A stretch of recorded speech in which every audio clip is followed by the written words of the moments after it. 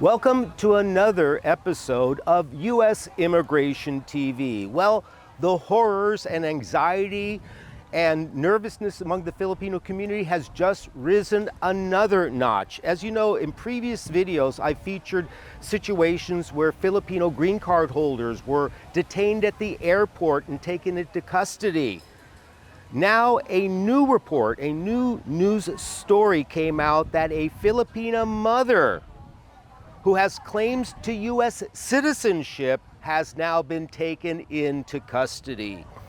According to the news reports, and what I'm doing in this video is I'm basing this video and my analysis based on items contained within a particular news story. What had happened was that in March of 2024, a Filipina was taken into ICE custody, apparently based on a forgery conviction from 20 years ago. Apparently what had happened there was she was found guilty of forgery of $1,200 and she paid it all back, but still she had been taken into custody. What makes this story unusual is that she claims to be a U.S. citizen because although she was born in the Philippines, her father was a U.S. citizen, a member of the Navy at that time. But what I want to do with you is take a deep dive into this story, because of course you have the headlines that say Filipino U.S. citizen deported. But what I want to do is take you deeper into the article and give you the more facts and more analysis so that maybe you're not as traumatized when you hear the full story. Again, this is based on the news reports. So as I said before, all this arose out of a $1,200 conviction for forgery. What I'm curious about, and I don't know because I have not seen the files, is there could have been what is called a petty offense exception. And that's where when people commit a crime where like the maximum sentence is less than a year and they have not been sentenced to more than 6 months, then it should not count against you. So I'm just wondering how and why a $1,200 petty offense resulted in all these dire consequences. This news article further stated that this mother's green card was revoked, or her status was revoked. So it means that she must have had a green card at one point, and to get it revoked, she had to have gone in front of a judge. So it looks like she had been through removal or deportation proceedings and ordered removed. What was going on was that she had been checking in with ICE every year since about 2020 while she pursued her claim for U.S. citizenship. So it looks like she had been ordered deported, but ICE was allowing her to remain in the U.S. while she pursued the claim for U.S. citizenship. I mean, my thoughts on that is that's 5 years. That's an awfully long amount of time to be able to prove up the citizenship. And so again, I don't know what was happening along those lines. What was also interesting about the article is at the very end of one particular news report is it said this was not the first time she had been taken into custody. They reported that during Trump's first term, that's 2016 to 2020, she had also been detained and spent 3 years in detention, which again, over a $1,200 petty offense doesn't make sense, but that's what the news was reporting. As far as her claim for U.S. citizenship based on the fact that her father was a U.S. citizen, it is not that simple and straightforward. I'm seeing some commentary saying that the fact that she's got a U.S. citizen parent, boom, automatically she's a U.S. citizen, therefore it is wrong and illegal to deport U.S. citizens. But the fact that you or a person has a parent who is a U.S. citizen does not automatically confer U.S. citizenship on the child if the child is born outside the U.S.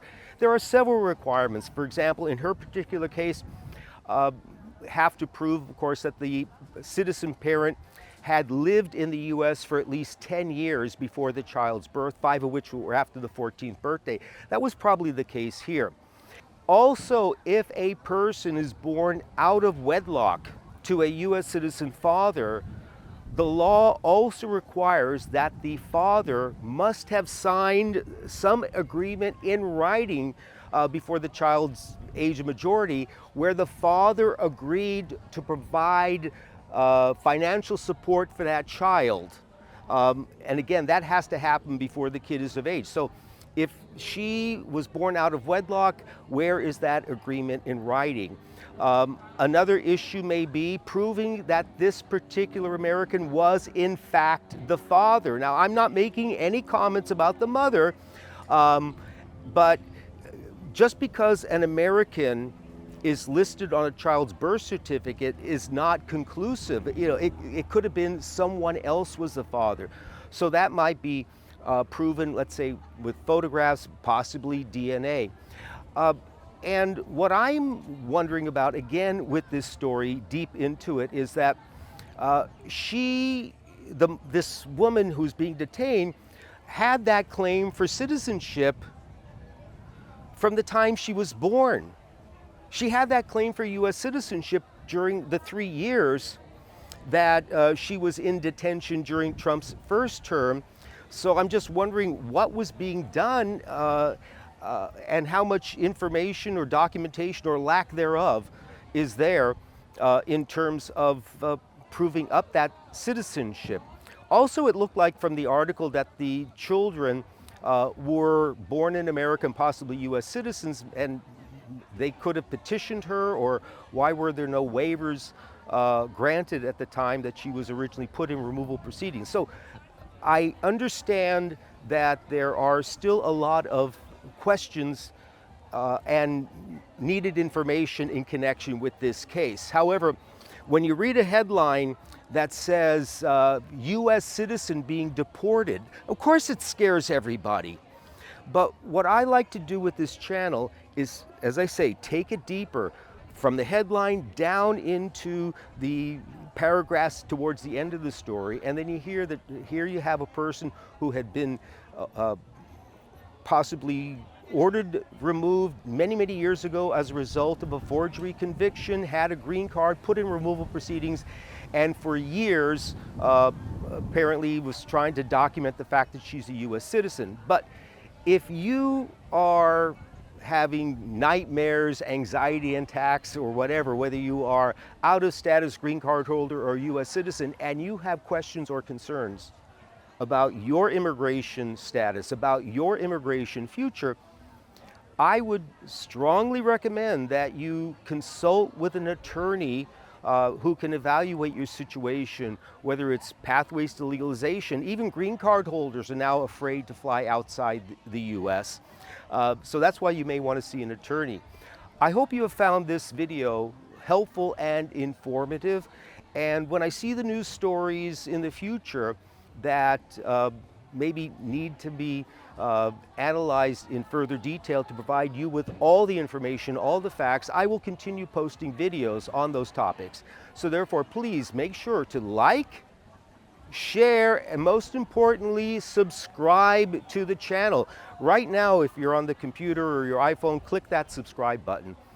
Until next time, ako po si Michael Gurfinkel, and thank you for watching U.S. Immigration TV.